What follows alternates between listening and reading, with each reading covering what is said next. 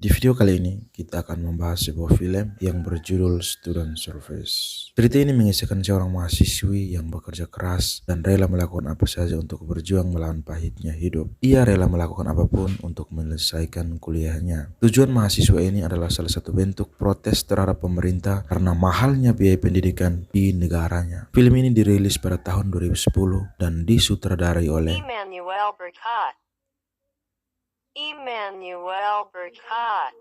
Kisah ini dimulai dari seorang gadis namanya Laura yang sedang mengikuti proses kegiatan belajar mengajar di kampus.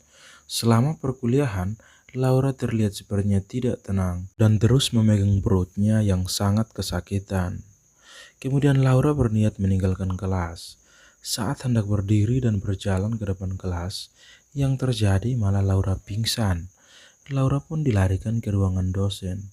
Saat diperiksa, ternyata Lauranya lemas karena kurang makan. Ia diberi saran oleh dosen untuk sering mengonsumsi daging, sayuran, dan tuan nakaf. Dosen itu pun menyarankan Laura untuk berbicara kepada kedua orang tuanya. Namun kehidupannya sangat terbatas. Akhirnya percakapan itu ditutup karena Laura berkata bahwa ia baik-baik saja. Setibanya di kos, lagi-lagi Laura tinggal bersama kekasihnya dan mereka sedang mengalami kesulitan untuk membayar sewa kontrakan. Namun ia memiliki kekasih yang kebalikan dari dirinya. Laura. Laura sangat rajin.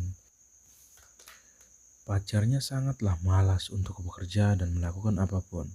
Bahkan ketika melakukan ia lebih memilih pasif dan membiarkan Laura yang aktif berdansa kizomba.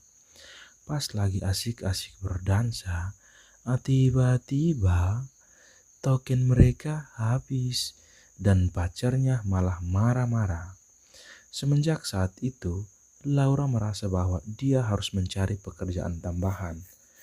Laura pun melakukan pencarian lowongan kerja di beberapa web.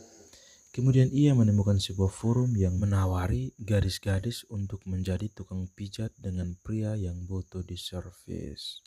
Ia sangat senang karena insentif yang ditawarkan sangat fantastis. Laura pun kemudian mengatakan bahwa dirinya belum berpengalaman dalam hal cuci busi dan ganti oli. Namun ternyata orang itu sangat tertarik kepada Laura dan setuju dengan syarat-syarat itu. Kemudian ia mengirim foto kepada Laura. Hari yang baru di mana Laura mulai melakukan pekerjaannya. Ternyata Kak Joy sudah menunggu kedatangan Laura di depan hotel. Setibanya di TKP, Kak Joy memberikan salah satu syarat yang harus Laura patuhi. Kak Joy pun meminta Laura untuk melakukan pemanasan. Dan Kak Joy juga memijit-mijit ubi kayunya sendiri. Karena Laura belum punya pengalaman kerja di dunia perbengkelan, maka Laura pun hanya menatap dengan tatapan polos. Kemudian Kak Joy mengajak Laura untuk duduk.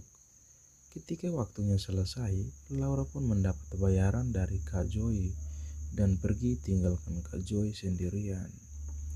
Laura sangat bahagia menerima uang hasil cabut ubi kayu.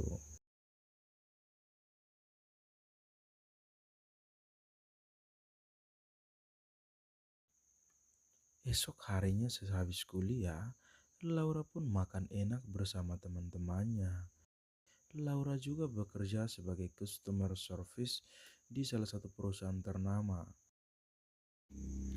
Di sela pekerjaannya, ia masih menyempatkan dirinya untuk melihat forum-forum yang semalam baru ia temukan. Ia menoleh ke kiri dan ke kanan, lalu ia kembali membuka forum yang sebelumnya ia kunjungi, dan Laura kembali untuk kedua kalinya. Kemudian ia bertemu klien kedua kalinya di sebuah restoran. Kliennya memilih di parkiran yang cukup sepi. Sesampainya di sana, Laura pun ngoek. Nah, ini adalah part 1 teman-teman.